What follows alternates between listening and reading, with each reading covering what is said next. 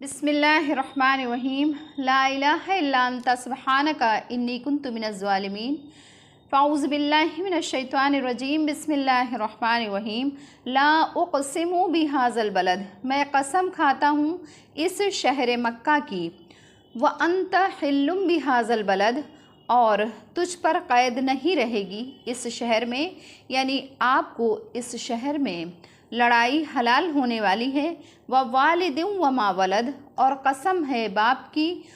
یعنی کہ آدم علیہ السلام کی اور بنی آدم کی، لقد خلقنا الانسان فی کبد، تحقیق کہ ہم نے انسان کو محنت میں بنایا،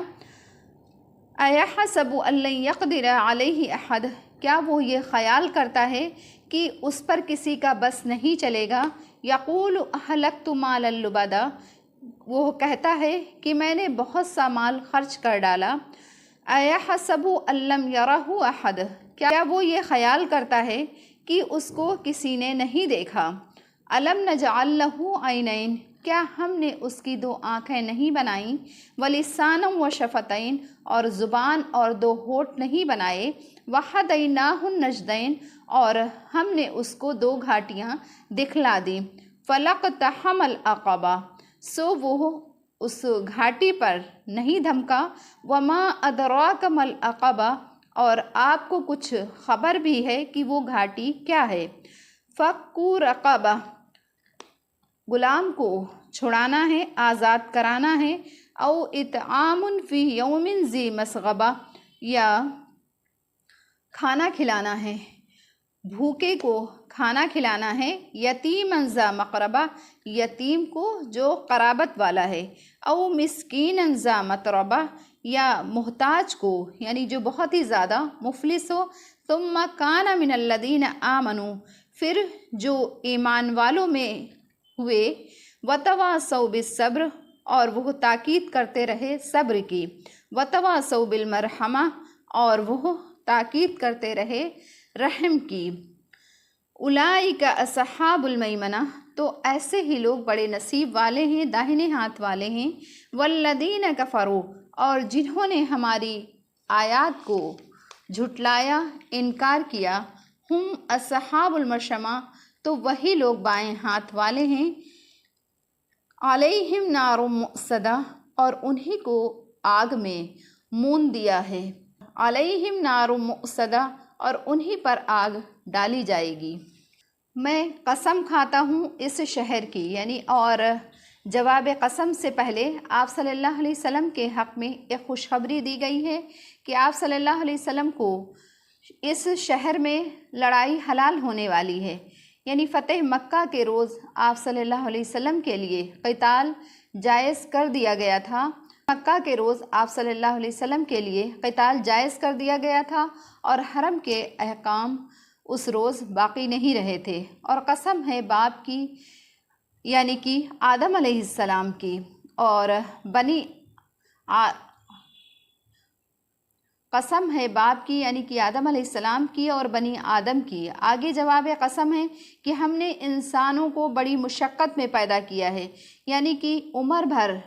کہیں نہ کہیں بیماری میں، کہیں غم میں، کہیں فکر میں، زندگی کا تمام حصہ اسی طرح سے گزرتا ہے، اور اس کا حق یہ تھا کہ اس میں اس کی عاجزی اور انکساری پیدا ہوتی، اور اپنے کو تقدیر کا فیصلہ سمجھ کر کے اللہ تعالیٰ کا فرما بردار ہوتا، لیکن انسان کافر کی یہ حالت ہے کہ بالکل بھول میں پڑا ہوا ہے، تو کیا وہ یہ سمجھتا ہے کہ اس پر کسی کا بس نہیں چلے گا، ایحسب ان لن یقدر علیہ احد، کیا وہ یہ خیال کرتا ہے کہ اس پر کسی کا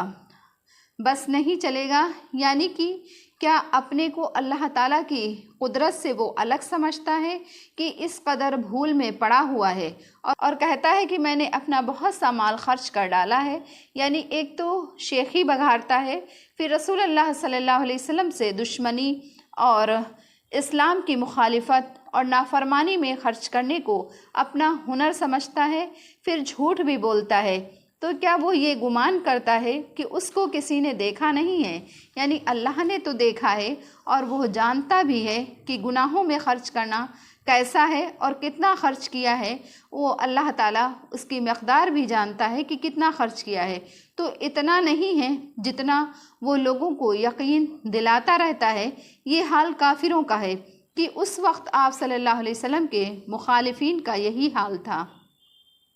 بعض علماء نے یہ فرمایا، کوئی اور مخلوق اتنی مشقتیں نہیں جھیلتی ہے جتنی انسان برداشت کرتا ہے، باوجود یہ کہ وہ جسم میں اکثر جانوروں کی نسبت کمزور ہے۔ ظاہر یہ ہے کہ انسان کی دماغی قوت، دماغی طاقت سب سے زیادہ ہے، اس لیے اس کو خاص کیا گیا ہے۔ مکہ مکرمہ اور آدم اور اولاد آدم علیہ السلام کی قسم کھا کر کے اللہ تعالیٰ نے اس حقیقت کو بیان فرمایا کہ انسان کو ہم نے شدت، محنت اور مشقت ہی میں اور اسی کے لیے ہم نے پیدا کیا ہے، جو اس کی دلیل ہے کہ انسان خود بخود پیدا نہیں ہو گیا ہے یا اس کو کسی دوسرے انسان نے جنم نہیں دیا ہے، بلکہ اس کا پیدا کرنے والا ایک قادر مختار ہے، جس نے اپنی حکمت سے ہر مخلوق کو خاص خاص مزاج اور خاص اس کے اعمال اور کام کرنے کی صلاحیت دے کر کے پیدا کیا ہے۔ اگر انسان کی پیدائش میں خود انسان کو کچھ دخل ہوتا تو وہ اپنے لیے یہ محنتیں اور مشقتیں کبھی اختیار نہ کرتا۔ اس قسم اور جواب قسم میں انسان کو اس پر آگاہ کیا گیا ہے کہ تمہاری جو یہ خواہش ہے کہ دنیا میں ہمیشہ تمہیں راحت ہی راحت ملے، آرام ہی ملے، کسی تکلیف سے تمہارا سامنا نہ پڑے، تو یہ خیال تمہارا غلط ہے جو کبھی حاصل نہیں ہوگا۔ اس لیے ضروری ہے کہ ہر شخص کو دنیا میں محنت، مشقت اور رنج اور تکلیف، مصیبت پیش آئے، اس کو مشقت اور تکلیفیں پیش آنا ہی ہیں، تو عقل مند کا کام یہی ہے کہ یہ محنت اور مشقت اس چیز کے لیے کرے جو اس کو ہمیشہ کام آئے اور ہمیشہ وہ اس کے آرام کا سامان بنے، اور وہ صرف ایمان ہے اور اللہ کی اطاعت میں ہی منحصر ہے۔ آگے دین سے غافل اور آخرت کے منکر انسانوں کی چند جاہلانہ خصلتوں کا ذکر کر کے اللہ تعالیٰ نے یہ فرمایا، اَیَحْسَبُ أَن لَّمْ يَرَهُ أَحَدٌ، یعنی کیا یہ بے وقوف یہ سمجھتا ہے کہ اس نے جو آگے برائیاں بھیجی ہیں، جو اعمال بد اس نے کر رکھے ہیں، تو کیا کسی نے اس کو دیکھا نہیں ہے؟ سمجھنا چاہیے کہ اس کا خالق مالک اس کے ہر اعمال کو دیکھ رہا ہے۔ أَلَمْ نَجْعَل لَّهُ عَيْنَيْنِ وَلِسَانًا وَشَفَتَيْنِ، اور کیا ہم نے اس کے دو آنکھیں، زبان اور دو ہونٹ نہیں بنائے؟ تو انسان کی اس غفلت اور جہالت پر بھی اس کو آگاہ کیا گیا ہے کہ وہ سمجھتا ہے کہ میرے اوپر اللہ تعالیٰ کو بھی قدرت نہیں ہے، اللہ تعالیٰ کو بھی اختیار نہیں ہے، اور یہ کہ اس کے اعمال اور افعال کو کوئی دیکھنے والا نہیں ہے۔ وہ یہ سمجھتا ہے کہ اس کے اعمال کو کوئی دیکھنے والا نہیں ہے۔ اس آیت میں چند ان نعمتوں کا ذکر ہے جو اللہ تعالیٰ نے خود اس کے وجود میں ایسی عطا فرمائی ہیں کہ خود ان کی کاریگری اور حکمت ہی پر غور کرے تو اللہ تعالیٰ کی بے مثال حکمت اور قدرت کا نظارہ انہی چیزوں میں اسے مل جائے گا۔ انہیں آنکھ کا ذکر فرمایا، دو آنکھوں کا ذکر فرمایا کہ آنکھ کے نازک پردے، نازک رگیں، ان میں قدرتی روشنی، پھر آنکھ کی حالت بیان کی کہ یہ نازک ترین حصہ ہے، اس کی حفاظت کا کیا سامان اللہ تعالیٰ نے کیا ہے کہ ایسا سامان کیا گیا ہے کہ اس کے اوپر ایسے پردے ڈال دیے ہیں جو خود کار مشین کی طرح جب کوئی نقصان دہ چیز سامنے سے آتی ہوئی دکھائی دیتی ہے تو خود بخود بغیر کسی اختیار کے وہ بند ہو جاتے ہیں، اور ان پردوں کے اوپر پلکوں کے بال کھڑے کر دیے گئے کہ گرد غبار وغیرہ کو روک لیں، اس کے اوپر بھاؤں کے بال رکھے کہ اوپر سے آنے والی کوئی بھی چیز براہ راست ایک دم سے آنکھ میں نہ پہنچے۔ اس کے چہرے کے اندر اس طرح سے فٹ کیا گیا ہے کہ اوپر سخت ہڈی ہے، نیچے گال کی سخت ہڈی ہے۔ آدمی کہیں چہرے کے بل گر جائے تو اس کے چہرے پر کوئی چیز आ पड़े तो ऊपर नीचे की हड्डियाँ आँख को बचा लें। तो किस तरीक़े से अल्लाह ताला ने आँख की हिफाजत का सामान किया है। तो अगर इंसान ख़ुद खिलकत पर गौर करे, उसकी बनावट पर गौर करे, तो उसे अल्लाह ताला की कुदरत का अंदाज़ा होगा। और गाफिल इंसान कुदरत हक़ के मुनकिर, ताला के हक़ का इनकार करने वाले ज़रा अपनी ही बनावट की चंद चीज़ों में गौर करें तो अल्लाह ताला की कैसी कुदरत और हिकमत साफ ज़ाहिर होती है। आँखों से देखो, फिर ज़ुबान से इकरार करो, फिर दो रास्तों में से खैर के रास्ते को अख्तियार करो। अल्लाह की कुदरत का खुद ही मुशाहिदा हो जाएगा। आँखों से देखो, फिर ज़ुबान से इकरार करो, फिर दो रास्तों में से खैर के रास्ते को अख्तियार करो। अल्लाह वहदैनाहुन नजदैन, और हमने उनको दो घाटियाँ दिखाई, यानी हमने उनको दो रास्ते दिखाए, एक खैर का रास्ता दिखाया और एक शर का रास्ता दिखाया। इन रोशन दलाइल से अल्लाह ताला की कुदरत कामला का और उसके ज़रिए क़यामत में दोबारा ज़िंदा होने और हिसाब देने का यकीन होना चाहिए था। और इस यकीन का तकाज़ा ये था कि खल्क़ खुदा को नफ़ा पहुँचाना और राहत पहुँचाता और उनकी इज़ाओं से बचता और अल्लाह ताला पर ईमान लाता और ख़ुद अपनी इस्लाह करता और दूसरे लोगों की इस्लाह की फ़िक्र करता, ताकि क़यामत में वह सहाबे यमीन यानी कि अहले जन्नत में शामिल हो जाएं। मगर ना ही तो ये शख्स तकलीफ़ और गम से मुतासिर हुआ और ना ही इनामात और एहसानात से, जिसका अल्लाह ताला आगे ज़िक्र कर रहे हैं कि क्या हमने उसको दो आँखें और ज़ुबान, दो होठ नहीं दिए और फिर उसको दोनों रास्ते बता दिए अच्छाई और बुराई के, मगर वो शख्स दीन की घाटी में से होकर के न निकला। यानी दीन के कामों को इसलिए घाटी कहा गया है कि नफ्स को मार करके दीन के रास्ते पर चलना मुश्किल है, इसलिए घाटी कहा गया है। और आपको मालूम है कि घाटी से क्या मुराद है, यानी किसी की ग़ुलामी से आज़ाद करना है या किसी रिश्तेदार यतीम को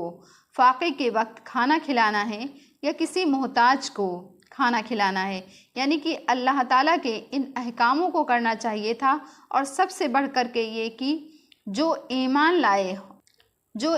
लाए और फिर एक दूसरे को ईमान की पाबंदी की नसीहत की और मखलूक पर जुल्म न करने की नसीहत की। शहर मक्का की कसम खा करके मक्का की शराफत और फ़जीलत को बताना मकसद है। शहर मक्का खुद भी मोहतरम है और मुक़द्दस है, खुसूसन जबकि आप सल्लल्लाहु अलैहि वसल्लम भी इस शहर में रहते हैं तो उसकी फ़जीलत और भी बढ़ गई। इसलिए शहर की अज़मत और हुर्मत आपके इसमें रहने से दोहरी हो गई। दूसरी ये कि आपको कुफ़ार मक्का ने हलाल समझ रखा है कि आपके कत्ल के दरपे हैं, हालांकि वो ख़ुद भी शहर मक्का में किसी शिकार को भी हलाल नहीं समझते, मगर उनका जुल्म और सरकशी इतनी बढ़ गई है कि जिस मुक़द्दस मुकाम पर किसी जानवर का कत्ल भी जायज़ नहीं और ख़ुद उनका भी यही अक़ीदा है, वहाँ उन्होंने अल्लाह के रसूल का कत्ल और खून हलाल समझ लिया है। दूसरे माने हिल के ये भी हो सकते हैं कि आपकी ये फ़जीलत है कि आपके लिए हरम मक्का में क़िताल कुफ़ार हलाल होने वाला है। सुम्मा काना मिनल्लज़ीना आमनू वतवासौ बिस्सब्री वतवासौ बिलमरहमा। इस आयत में ईमान के बाद मोमिन का ये फ़र्ज़ बताया गया है कि वो दूसरे मुसलमान भाइयों को भी सब्र और रहमत की तलक़ीन करता रहे। सब्र से मुराद नफ्स को बुराइयों से रोकना है और भलाइयों पर अमल करना है, और मरहमत से मुराद दूसरों के हाल पर रहम खाना है, उनकी तकलीफ़ को अपनी तकलीफ़ समझ करके उनकी ईज़ा और उन पर जुल्म से बचना। इसमें तकरीबन दीन के सारे ही अहकाम आ गए। सदक़ल्लाहुल अलीयुल अज़ीम।